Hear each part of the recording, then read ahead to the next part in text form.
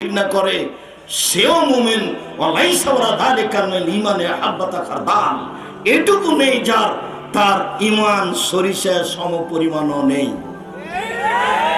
আপনি দোকানে বসে আছেন, মাথায় টুপি দিয়ে দোকানে ল্যাংটা মেয়ে নাচছে, তখনও কি আপনার ঈমান আছে? আপনি বলছেন দোকানদার টিভি ব্যবহার করছে, আপনি কে? আপনাকে খারাপ লাগে না কেন? তার মানে আপনার ঈমান কাজ করে না। আপনি অন্যায়কে ঘৃণা করতে পারেন না। আপনার স্ত্রী কিস্তিতে টাকা তোলে, আপনি তাকে ঘৃণা করতে পারেন না। আপনার ছেলে ব্রাজিলের পতাকা ঝুলাই, আপনি তাকে ঘৃণা করতে পারেন না। আপনার ছেলে মেয়ে অন্যায় করে, আপনার মেয়ে আপনার চোখের সামনে নেইল পালিশ নখে দিয়ে চলে, পাঞ্জার পাঞ্জার চুল খাটো করে জাতিকে দেখিয়ে চলে, অঙ্গ প্রত্যঙ্গ জাতিকে দেখিয়ে চলে, আপনাকে খারাপ লাগে না? হজ করলেও হবে না, তাহাজ্জুদ পড়লেও হবে না, আপনার ঈমান নাই, এ কথাই ঠিক। ঈমান যত বেশি হবে পাপ তত কম হবে, ঈমান যত কম হবে পাপ তত বেশি হবে। বাচ্চা বসো, ওই বাচ্চাটা হেঁটে যাচ্ছে কি করে আপনার সামনে? আপনি তো নিজে খেয়াল করবেন। রাসূল সাল্লাল্লাহু আলাইহি সাল্লাম যা বললেন তাতে বোঝা যায় যারা জোর করে আল্লাহর পথে দাওয়াত দেয় সে মুমিন, যে বক্তব্যের মাধ্যমে দাওয়াত দেয় সেও মুমিন, যে পাপকে অন্তর দিয়ে ঘৃণা করে সেও মুমিন। পাপকে অন্তর দিয়ে ঘৃণা করা কেমন, কি জিনিস সেটা? একটা মানুষ বদনাম করছে শুনে চুপ থেকে গেলেন, তাহলে আপনি অন্তর দিয়েও পাপটাকে ঘৃণা করলেন না। আপনি এক জায়গাতে অন্যায় হচ্ছে সেখানে বসে আছেন, তাহলে আপনি পাপটাকে আপনার অন্তর দিয়ে ঘৃণা করলেন না। আপনি জোর করে ঠেকাতে পারছেন না, মুখেও বলতে পারছেন না, তা আপনি সেখান থেকে উঠে যাবেন, তাহলে বোঝা যাবে যে আপনি অন্তর দিয়ে ঘৃণা করেন। তখন আপনি মুমিন, আপনার ভিতরে একটু ঈমান আছে। যদি আপনি তাদের সাথেই চলেন, তাদের সাথেই থাকেন, তাদের সাথেই খান, তাহলে বুঝতে হবে সালাত আদায় করেন বটে কিন্তু ঈমান নেই, তাহাজ্জুদ পড়েন বটে কিন্তু ঈমান নেই। ঈমান যত বেশি হবে পাপ তত কম হবে, ঈমান যত কম হবে পাপ তত বেশি হবে, এ কথাই ঠিক। এর বাস্তবতা দেখাতে গিয়ে আপনাকে আমি আপনার ভাবির কথা বলেছি। আহমদেরও ভাবি আছে, খালেদেরও ভাবি আছে। আহমদের ভাবি তার ঘরে চলে গেছে, জানা নাই যে আহমদ এই ঘরে বসেছিল। বেখিয়াল আহমদের ভাবির মাথায় কাপড় ছিল না, ওই ঘরে ঢুকে দেখছে আহমদ বসে আছে। চট করে ঘুরে এসে বলছে, ছি ছি ছি ছি ছি, আমার তো মাথায় কাপড় ছিল না, আমার দেবর মনে আমাকে দেখে নিয়েছে, ছি ছি ছি, কেমন হয়ে গেল, আমি তো খেয়াল করিনি, আমার দেবর এখানে বসেছিল, ইন্না লিল্লাহি ওয়া ইন্না ইলাইহি রাজিউন, এটা কেমন হয়ে গেল, ছি ছি ছি, এটা কেমন হয়ে গেল। বলেন তো এর ভাবি এরকম কেন করছে? এটাই তার ঈমান। এও বোরকা পরে, আর একজন খালেদ তারও ভাবি আছে, সেও বোরকা পরে, তাহাজ্জুদ পড়ে। এখন তার ভাবি যেই ঘরে চলে গেছে সেই ঘরে তার দেবর বসে আছে, গিয়ে বলছে, আরে খালেদ আমি তো তোকেই খুঁজছি। এও তাহাজ্জুদ পড়ে, এও হজ করে, আপনার এও বোরকা পরে, ঘটনা কি? এর ঈমান কাজ করে, এর ঈমান কাজ করে না। আল্লাহ হায়া মিনাল ঈমান ওয়াল ঈমান ফিল জান্নাহ, লজ্জাই হচ্ছে ঈমান, ঈমানই হচ্ছে জান্নাত। লজ্জাই হচ্ছে ঈমান, ঈমানই হচ্ছে জান্নাত। লজ্জা নেই যার, ঈমান নেই তার, ঈমান নেই যার, লজ্জা নেই তার। রাসূল সাল্লাল্লাহু আলাইহি ওয়াসাল্লাম বলছেন, আল্লাহ হায়া ওয়াল ঈমান কারনাউ জামিয়া, লজ্জা এবং ঈমান দুটো একসাথে থাকে, লজ্জা এবং ঈমান দুটো একসাথে থাকে। এই যে রফিয়া আদম রফিয়াল আখার, যখন লজ্জা উঠে যায় ঈমান চলে যায়, যখন লজ্জা চলে যায় তখন ঈমান চলে যায়। একটা না থাকলে আরেকটা থাকতে পারে না। তাই তো রাসূল সাল্লাল্লাহু আলাইহি ওয়াসাল্লাম বলছেন, আল হায়া মিনাল ঈমান, ঈমানই হচ্ছে লজ্জা, লজ্জাই হচ্ছে ঈমান, আর ঈমানই হচ্ছে জান্নাতের মাধ্যম, যারা রাসূল সাল্লাল্লাহু আলাইহি ওয়াসাল্লাম বলেন। সম্মানিত দ্বীনি ভাই বোন, এইভাবে আল্লাহ রাসূল বলেন।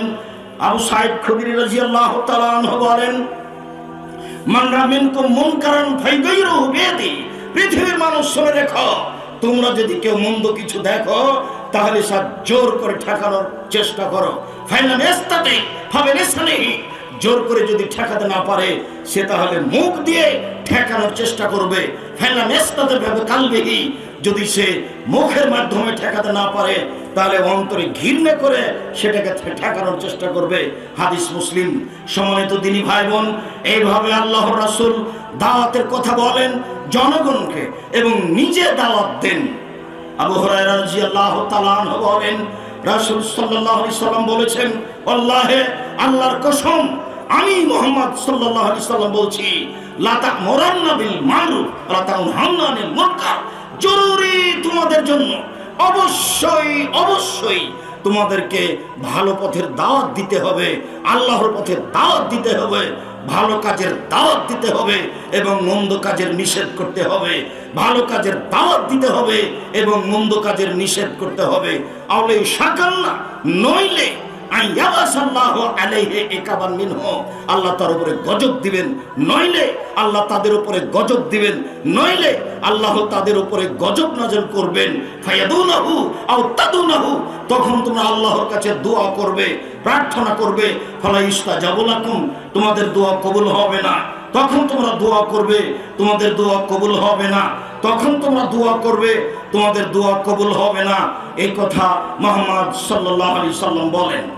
আবু হুরায়রা রাদিয়াল্লাহু তাআলা আনহু বলেন, রাসূল সাল্লাল্লাহু আলাইহি ওয়াসাল্লাম বলেছেন, মা মিন রাজুলিন ইয়াকুনু ফি কওমিন ওয়া ফিহা বিল ইউসা, এমন একটা লোক একটা এলাকায় বসবাস করে যেখানে অন্যায় হয়, এমন একটা লোক এক এলাকায় বসবাস করে সেখানে অন্যায় হয়, ওয়া ইয়াকদিরু, সে সক্ষম, আয়ুগাইর, সেটাকে পরিবর্তন করতে পারবে, সে সক্ষম সেটাকে পরিবর্তন করতে পারবে। ফালা ইউগাইর, সে পরিবর্তন করে না, ইল্লা আসাবাহু মিন আযাবিল্লাহ, অবশ্যই তার উপরে গজব আসবেই আসবে, কাবলা ইয়ামুত, তার মরণের পূর্বে। আপনি একটা পাপকে ঠেকাতে সম্ভব, সক্ষম। আপনার এলাকায় একটা পাপ হচ্ছে যেটা আপনি ইচ্ছা করলে ঠেকাতে পারেন, আপনি যদি না ঠেকান আল্লাহর পক্ষ থেকে আপনার উপরে গজব আসবে আপনার মরণের পূর্বে। এই কথা মুহাম্মদ সাল্লাল্লাহু আলাইহি সাল্লাম বলেন। আর যেদিন গজব আসবে সেদিন আপনি দোয়া করে আপনি সফল হতে পারবেন না, এই জন্য যে আপনার দোয়া কবুল হবে না। আপনি দাওয়াত দেননি, এখন বিপদ চলে এসেছে, আপনি বিপদ থেকে বাঁচতে যাবেন, রক্ষা হবে না। তখন আবার ইউনূস আলাইহিস সালামের মতো হবে। এলাকা থেকে ইউনূস আলাইহিস সালাম পালিয়ে গেলেন, বাঁচার তাগিদে নৌকায় উঠলেন, নৌকা চলে না। লোকে বলল তাহলে কি করা যায়, নৌকা ভারী হয়ে গেছে, কাকে নামাতে হবে? ইউনূস আলাইহিস সালাম বললেন, আমাকে নামিয়ে দাও। মানুষ ইতস্ত বোধ করলো, এত ভালো মানুষকে কেমনে নামাই? লটারি করে ইউনূস আলাইহিস সালামের নামই আসলো। ইউনূস আলাইহিস সালামকে সাগরে ফেলে দেওয়া হলো। ইউনূস আলাইহিস সালামকে সাগরে ফেলে দেওয়া হলো। দাওয়াতি কাজ ছেড়ে একজন নবী পালিয়ে যাচ্ছিলেন। এবার তিনি তিনটা অন্ধকারের মধ্যে পড়লেন। ঘটনা ছিল রাতে, ঘটনা হলো মাছের পেটে, ঘটনা হলো সাগরের পানির নিচে। সাগরের পানির নিচে এক অন্ধকার, তারপরে মাছের পেট এক অন্ধকার, আর ঘটনা ছিল রাত, এ অন্ধকার। তিন অন্ধকারে পড়ে বিপদে পড়ে ইউনূস আলাইহিস সালাম বললেন, লা ইলাহা ইল্লা আনতা সুবহানাকা ইন্নী কুনতু মিনাজ জালিমিন। এই ডাক সপ্তম আকাশে গিয়ে লাগলো। আল্লাহ বললেন, ঠিক আছে, তুমি তিন অন্ধকারে পড়ে যখন আমাকে ডাক দিয়েছ, আমি বলছি শোনো, আমি তোমার ডাকে সাড়া দিলাম, আমি তোমাকে বিপদ থেকে বাঁচিয়ে দিলাম। মাছ, তুমি যাও, তোমার মুখ থেকে তাকে সাগরের পাড়ে বের করে ফেলে দাও। সম্মানিত দিনী ভাই বোন, শুধু তাই নয়, আল্লাহ তাআলা বলছেন পৃথিবীর যে কোনো মানুষ যে কোনো বিপদে, পৃথিবীর যে কোনো পুরুষ যে কোনো নারী যে কোনো বিপদে বলবে, লা ইলাহা ইল্লা আনতা সুবহানাকা ইন্নী কুনতু মিনাজ জালিমিন। আল্লাহ তাকে সেই বিপদ থেকে রক্ষা করবেন। এ কথা আল্লাহ বলেন, এ কথা নবী বলেন, এ কথা আল্লাহ বলেন, এ কথা নবী বলেন। সম্মানিত দিনী ভাই বোন, আমরা সংক্ষিপ্তভাবে আল্লাহর পথে দাওয়াত দিতে হবে এই কথাটা বলছিলাম। এবার একটু বলি, যারা আল্লাহর পথে দাওয়াত দেয় তারা কেমন? আল্লাহ তাআলা বলেন, ওমান আহসানু কাওলাম মিম্মান দাআ ইলাল্লাহ ওয়া আমিলা সালিহান ওয়া ক্বালা ইন্নানি মিনাল মুসলিমিন। ওর চেয়ে ভালো মানুষ কে হতে পারে যে আল্লাহর পথে দাওয়াত দেয়? ওর চেয়ে ভালো মানুষ কে হতে পারে যে আল্লাহর পথে দাওয়াত দেয়? এক, সৎ আমল করে। দুই, এবং নিজেকে বলে মুসলিম। বর্তমান যুগে যারা দাওয়াত দিচ্ছে তারা সৎ আমল করার মতো সুযোগ পায় না। অনেকেই করতে চায় না, অনেকেই করতেই পারে না। আমি এর বাস্তবদর্শী, যেটা আমি দেখতে পাচ্ছি। ও তো ব্যস্ত থাকে যাতায়াত নিয়ে, ও তো ব্যস্ত থাকে টাকা পয়সা নিয়ে, ও তো ব্যস্ত থাকে খাওয়া নিয়ে, ও আমল করবে কি? আল্লাহ তাআলা বলছেন যে আল্লাহর পথে দাওয়াত দিল, সৎ আমল করলো এবং নিজেকে মুসলিম মনে করলো, সেই পৃথিবীতে সবচেয়ে ভালো মানুষ। এ কথা আল্লাহ তাআলা বলেন। আল্লাহ তাআলা বলেন, সুম্মা কানা মিনাল্লাযীনা আমানু ওয়া আমিলুস সালিহাত ওয়া তাওয়াসাউ বিস-সাবরি ওয়া তাওয়াসাউ বিল মারহামা উলাইকা আসহাবুল মাইমানা। ওরাই ভালো যারা মানুষকে পরস্পরে হকের উপদেশ দিল, যারা পরস্পরে মানুষকে ধৈর্যের পরামর্শ দিল, তারাই হলো সফল মানুষ, তারাই হলো ডানপন্থী, তারাই হলো সফল মানুষ। একদিন দাওয়াতে এসেছি, জুমার খুতবার পরেই চলে গেলাম, এর নামই কি ধৈর্য? টাকা পয়সা নিয়ে দান না করে খেয়ে টাকা পয়সা শেষ করে চলে গেলাম, কোনো হোটেলে কোনো খাদ্যই ছিল না, দুপুরে সব শেষ, সে কথা আমাকে বলা হচ্ছে। খেয়ে খেয়ে টাকাটা রেখে চলে গেলেন। এটা জামিয়া সালাফিয়া, এখানে দাওয়াতের কাজ হয়। এসেছেন আপনি আমার দিনী ভাই, আপনি আমার দিনী বোন, আপনাকে আমি অনেক ভালোবাসি, এই কথাই ঠিক। যেই সাথ যেই ভালোবাসা নিয়ে এসেছেন সেটা যেন পরকালের বিনিময় হিসাবে কাজ করে, এটা জরুরি, এটা আপনাকে করতে হবে, নইলে আশাটুকু যেন আপনার জন্য উল্টা বিপদ না হয়। মহান আল্লাহ বলেন, ওয়াল আসর, কালের কসম, ইন্নাল ইনসানা লাফি খুসর, নিশ্চয় মানুষ মাত্রই ক্ষতিগ্রস্ত। আমি যুগের কসম করে বলছি, আমি কালের কসম করে বলছি, মানুষ মাত্রই ক্ষতিগ্রস্ত।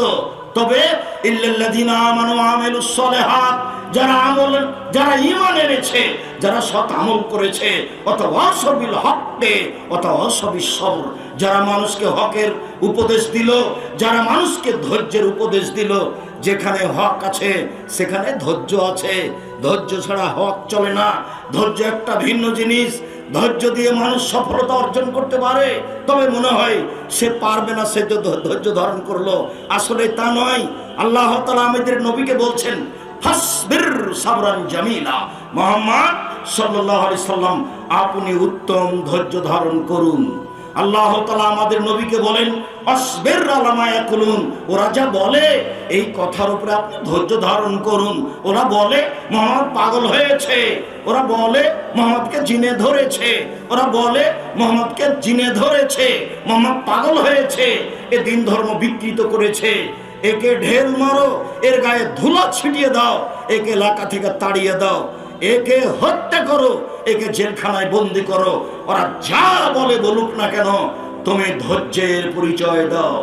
সম্মানিত দিনী ভাই বোন, আমি আপনাদেরকে পরস্পরের ধৈর্যের কথা বলার জন্য অনুরোধ জানাচ্ছি, যেটা একটা দাওয়াতি কাজ। যারা পরস্পরে ধৈর্যের উপদেশ দিবে, যারা পরস্পরে হকের উপদেশ দিবে, তারাই হবে ঈমানদার, তারাই হবে সফল। এ কথা আল্লাহ তাআলা কালের কসম করে বলেন।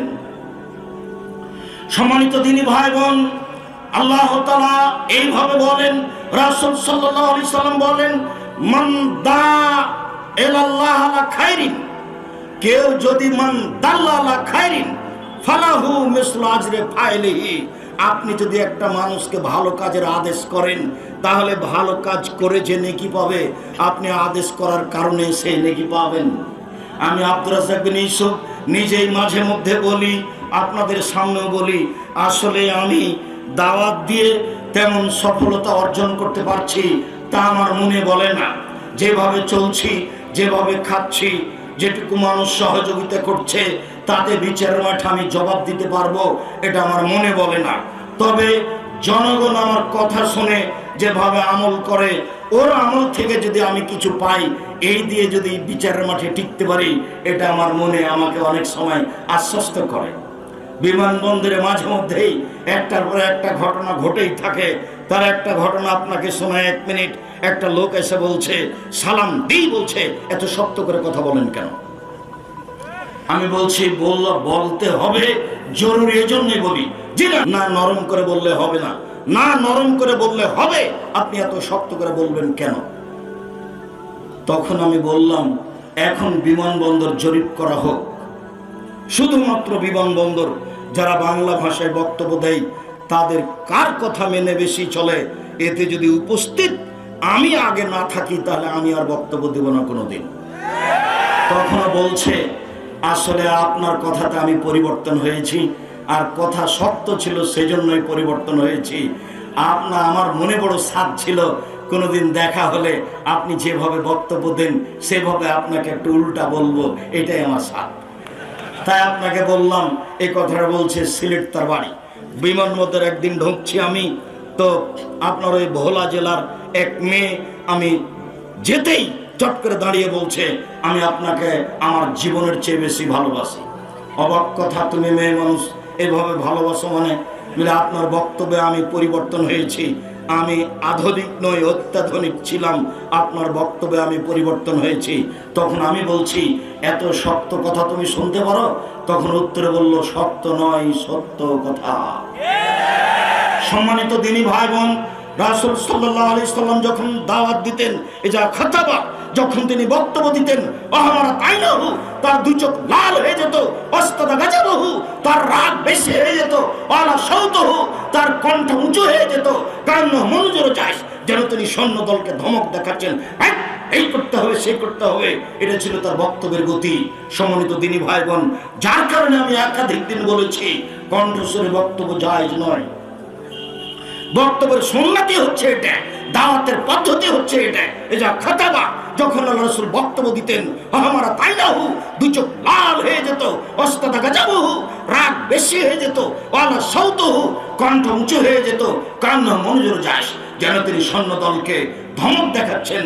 বুখারী মুসলিম, এটাই ছিল তার দাওয়াতের পদ্ধতি। সম্মানিত দিনী ভাই বোন, দাওয়াত যারা দেয় তারা সফল মানুষ, এ কথা আল্লাহ বলেন, এ কথা নবী বলেন। রাসূল সাল্লাল্লাহু আলাইহি সাল্লাম বলেন, মান হাদা ইলাল্লাহ, কোন মানুষ যদি কোন মানুষকে আল্লাহর পথে দাওয়াত দেয়, ফালাহু আজরুন মিসলু উজুরি মান আমিলা বিহি, ওই আমল যত লোক করলো সবাই মিলে যত নেকি পাবে, এই লোকটা তত নেকি পাবে, এ কথা রাসূল সাল্লাল্লাহু আলাইহি সাল্লাম বলেন। পরের বাক্যে তিনি বলেন, কেউ যদি মন্দ পথের দাওয়াত দেয়, মন্দ কথা বলে, মন্দ কাজ করে, সেই কাজ যত মানুষ করবে সবাই মিলে যত পাপ করবে, এই লোক সমস্ত পাপের একাই হকদার হবে, এ কথা রাসূল সাল্লাল্লাহু আলাইহি সাল্লাম বলেন। টিভিতে আপনার টাকা দিয়ে আপনি বাড়িতে টিভি কিনে চালু করেছেন, আপনার ছেলে দেখে, আপনার মেয়ে দেখে, আপনার স্ত্রী দেখে, আপনার বউ দেখে, আপনার ভাতিজা দেখে, আপনার ভাতিজে দেখে, যত মানুষ দেখে, এতে যত পাপ হয় সমস্ত পাপের সমপরিমাণ পাপ আপনার হয়। আপনি যদি মারা যান তাহলে আপনার পাপ এই কবরে চালু থাকবে। এই পাপ হলো সাদকা জারিয়া পাপ।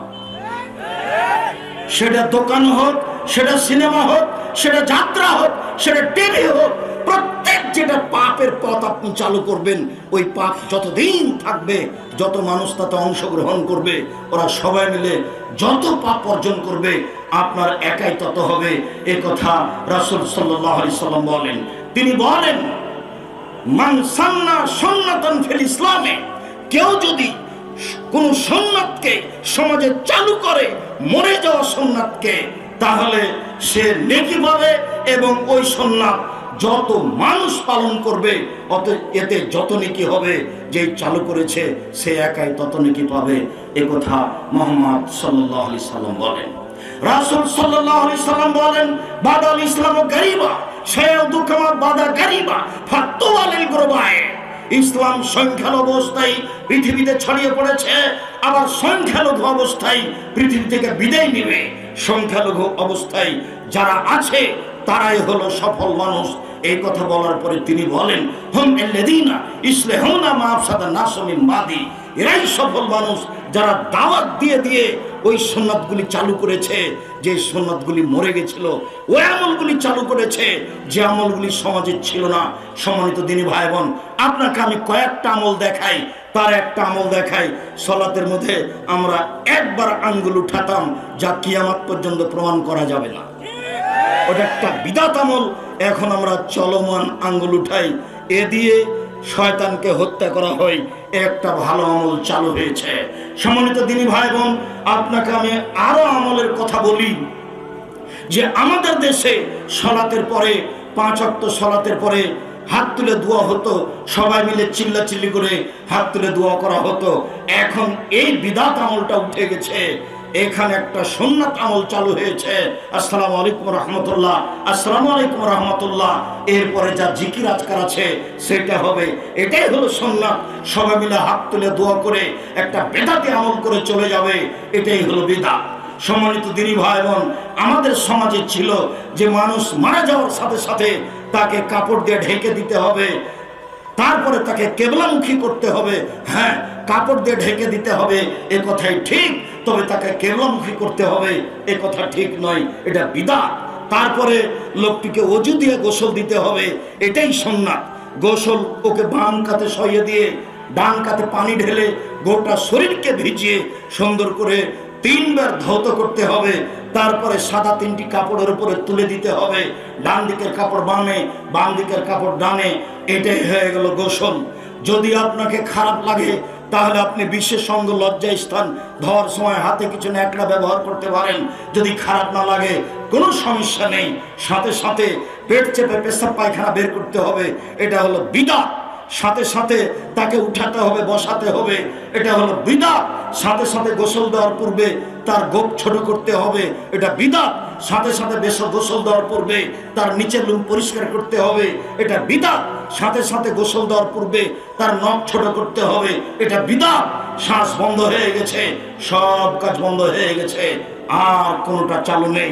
শ্বাস চলে যাওয়ার পূর্বে এগুলি সুন্নাত ছিল, এগুলি করা জরুরি ছিল।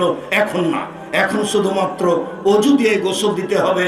আমরা মানুষকে বলে আসছি এইভাবে কত সুন্নাত সমাজে বেদাত হিসেবে ছিল, সেগুলো উঠিয়ে দিয়ে সুন্নাত চালু করার প্রাণপণে চেষ্টা করছি। লাশকে সামনে রেখে কোনো বক্তব্য চলবে না, শুধুমাত্র ঋণের কথা বলা হবে।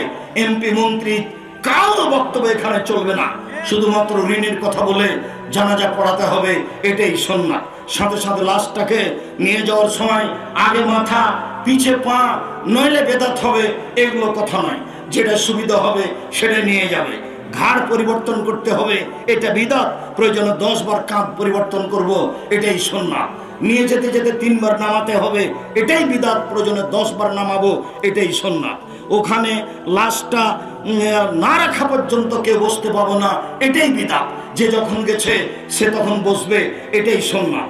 লাশটাকে রাখার সময় দোয়া পড়তে হবে, এরপরে তাকে পুরো ডান কাতে রাখতে হবে, কলের সাথে লাগিয়ে দিয়ে। আগে শুধুমাত্র মুখটা কেবলার দিকে করার ব্যবস্থা ছিল, মনে করতে এটাই সুন্নাত। এটা সুন্নাত নয়, এটাই বেদাত। শুধুমাত্র মুখটা কেন, গোটা শরীরটাকে কেবলার দিকে করতে হবে, এটাই সুন্নাত। হাতটা বুকের উপরে বেঁধে নামাজি দেখা হতো, এটা নয়, বরং হাতটা পাশে থাকবে, এটাই সুন্নাত। সম্মানিত দিনী ভাই বোন, এলাকার লোক অনেক উপস্থিত হয়েছে, এক ডালি মাটি নিয়ে সবার হাতে ছয়া নিতে হবে, এটাই হলো বিদআত। যারা মানুষ উপস্থিত হয়েছে তারাই মাটি দিবে, যারা উপস্থিত হয়নি দিবে না। যারা উপস্থিত হয়েছে, মাটি বেশি হয়ে গেছে, এমনি ঘুরে যাবে, তারা ডবল নেকি পেয়ে যাবে। রাসূল সাল্লাল্লাহু আলাইহি ওয়াসাল্লাম বলেছেন, জানাজায় 1 কিরাত, মাটি দেওয়া পর্যন্ত 2 কিরাত, আপনি 2 কিরাত নেকি পেয়ে যাবেন। 1 কিরাত হলো উহুদ পাহাড়ের সমান। সম্মানিত দিনী ভাই বোন, এরপরে মাটি দিয়ে চলে যাবেন, দোয়া পড়ে আল্লাহুম্মা মাগফির লাহু ওয়া সাব্বিতহু, সুন্নাত। এখন আপনি সবাই মিলে হাত তুলে দোয়া করবেন, এটা হলো বিদআত। আপনি এখানে খেজুর ডাল পুঁতে দিবেন, এটা হলো বিদআত। খেজুর ডাল পুঁতে দিবেন না, এমনি রেখে দিবেন, এটা হলো সুন্নাত। কুকুরকে ঠেকানোর জন্য, সিরগালকে ঠেকানোর জন্য অন্য কিছু করতে পারেন, সেটা ভিন্ন কথা। সম্মানিত দিনী ভাই বোন, বলছিলাম রাসূল সাল্লাল্লাহু আলাইহি সাল্লাম এইভাবে দাওয়াতের কথা বলেছেন, এবং এইভাবে দাওয়াত দিলে এরকম ফজিলত হবে, এই কথা তিনি বলেছেন। আর একটু আপনাকে অবগত করাই, পৃথিবীতে যারা দাওয়াত দিতে অলসতা করে, পৃথিবীতে যারা দাওয়াত দিতে অলসতা করে, আচ্ছা যাক পরে বলবো, আচ্ছা যাক কোনদিন বলবো, আচ্ছা বললেই কি আর না বললেই কি, এইভাবে থাকে যারা, যারা ধ্বংস হচ্ছে, এরাও সেভাবে ধ্বংস হয়ে যাবে।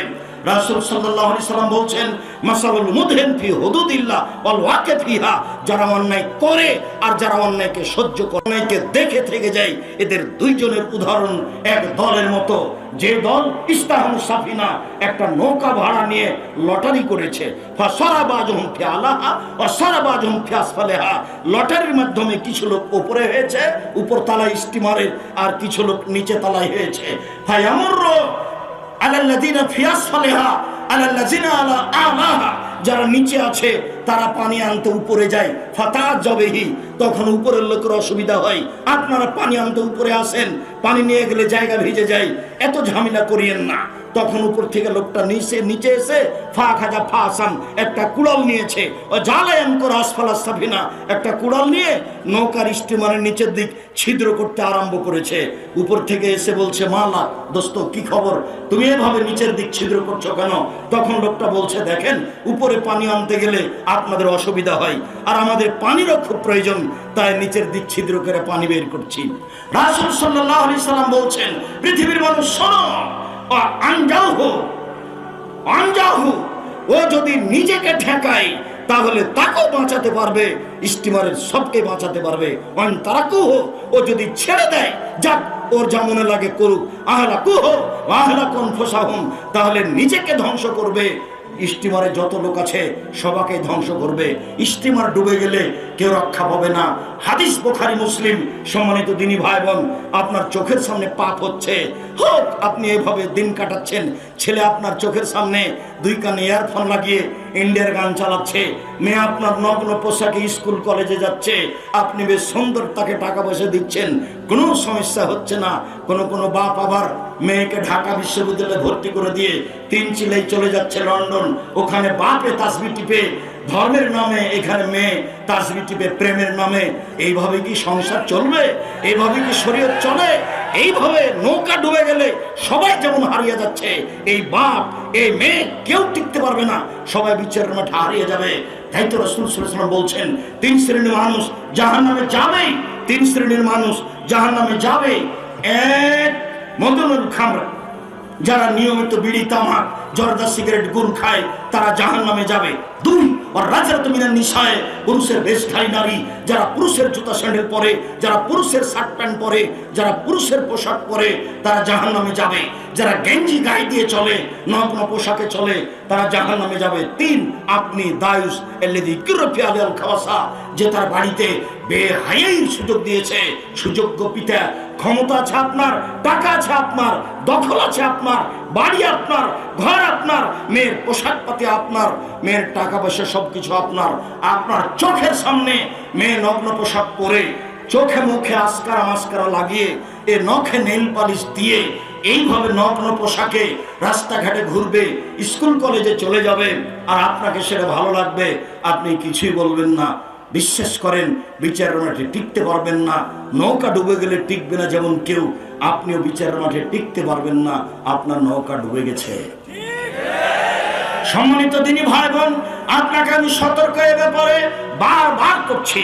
এরপরে সংক্ষিপ্ত বলি, মাওলানা সাহেব তো দাওয়াত দিলেন, খুব আমাদেরকে বললেন, নিজে কি করলেন, এবার হুজুরের কাছে চলে যায়। সম্মানিত দিনী ভাই, হুজুরের ব্যাপারে রাসূল সাল্লাল্লাহু আলাইহি ওয়াসাল্লাম বলছেন, পৃথিবীর মানুষ শোনা রেখো, ইজাবির রাজুল ইয়াউমাল কিয়ামা ওয়া ইলকা ফিন্নার, মাওলানা সাহেবকে জাহান্নামে নিক্ষেপ করা হবে। ফাতান্দালে কাত্তাবহু, মাওলানা সাহেবকে জাহান্নামে নিক্ষেপ করার সাথে সাথে তার ভুঁড়িটা বের হয়ে যাবে। ফায়াদুরু কামা তাদুরুল হিমারু বিরাহাহু, তখন সে ঘুরতে থাকবে ঝুলন্ত নাড়ি ভুঁড়ি নিয়ে জাহান্নামের ভিতরে। গরুর পায়ে ধান মারার সময় গরু যেমন ধানের উপরে ঘুরে, এই দৃশ্য দেখেছেন কোনোদিন? গাছের চতুর্দিকে গরুটা যেমন ঘুরে, সরিষার তেল পিড়ানোর সময় সরিষার তেল পোড়ানো অবস্থা দেখেছেন? তেলির বাড়িতে হয় এটা, গাউছার বাড়িতে এটা হয়। চাঁপাই নবাবগঞ্জে বলে তেলি, আর গাইবান্ধা, রংপুরে, দিনাজপুরে বলে গাউছা। যেটাই বলুক না কেন, যখন গরুটা ঘুরতে থাকে তো মাওলানা সাহেব এইভাবে ঘুরতে থাকবে তার ঝুলন্ত নাড়ি ভুঁড়ি নিয়ে। ফাস্তামালাইয়া আলুন্নার, জনগণ সব জমা হয়ে বলবে, মালাক হুজুর কি ব্যাপার, ঘটনা কি? আনতা তা'মুরুনা বিল মারুফ ওয়া তানহানা আনিল মুনকার, আপনি তো ভালো কাজের আদেশ করতেন, মন্দ কাজের নিষেধ করতেন। আপনি তো ভালো কাজের আদেশ করতেন, মন্দ কাজের নিষেধ করতেন, আপনি কেন এখানে? আপনার কোন জাহান্নামে এমন অবস্থা? তখন সে বলবে, কি করি?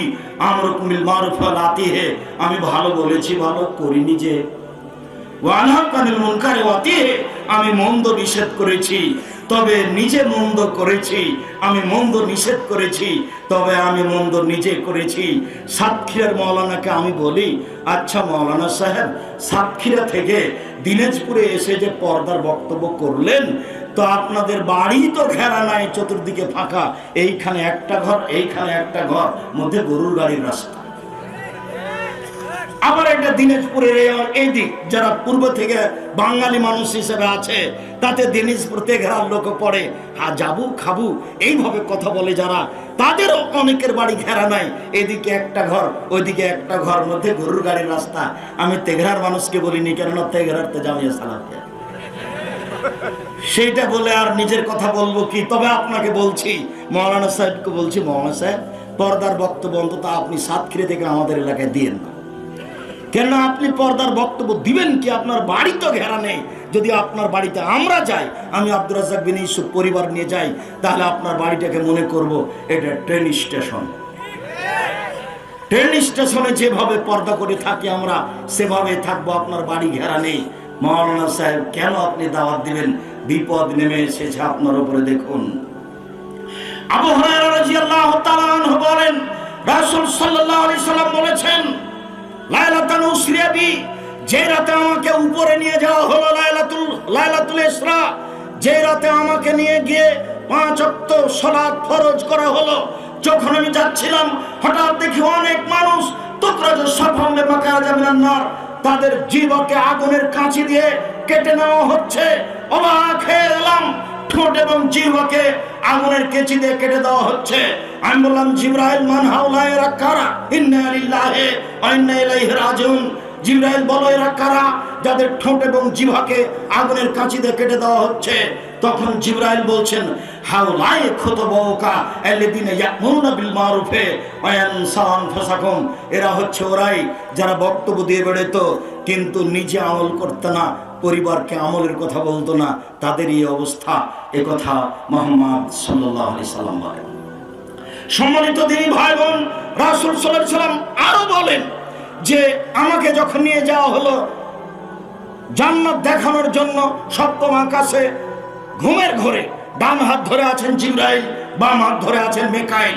দেখলাম হঠাৎ একটা লোক চিঠে শুয়ে রয়েছে, পাশে একটা লোক দাঁড়িয়ে আছে, তার হাতে একটা পাথর আছে, পাথরটা দিয়ে মারছে তার মাথার উপরে, মাথা ভেঙে চৌচির হয়ে যাচ্ছে, খান খান হয়ে যাচ্ছে, পাথরটা ছিটকে দূরে চলে যাচ্ছে, আবার নিয়ে আসছে, আবার মারছে। আমি বললাম, এক পর্যায়ে জিবরাইল, মিকাইল, বলো তো এ কে? তখন জিবরাইল, মিকাইল বললেন, ইনি হচ্ছেন মাওলানা মানুষ। তিনি রাতে সেভাবে আমল করেননি, তিনি আমলবিহীন দুনিয়া থেকে চলে এসেছেন, যার কারণে তাকে এরকম শাস্তি দেওয়া হচ্ছে। মুহাম্মদ সাল্লাল্লাহু আলাইহি সাল্লাম বলেন, 3 শ্রেণীর মানুষ দিয়ে জাহান্নাম উদ্বোধন হবে। আজকের সালাফি কনফারেন্স উদ্বোধন করছিলাম আসরের সালাতের পরে, এরকমই জাহান্নাম উদ্বোধন হবে 3 শ্রেণীর মানুষ দিয়ে। তার 1 শ্রেণীর মানুষ হচ্ছেন মাওলানা মানুষ।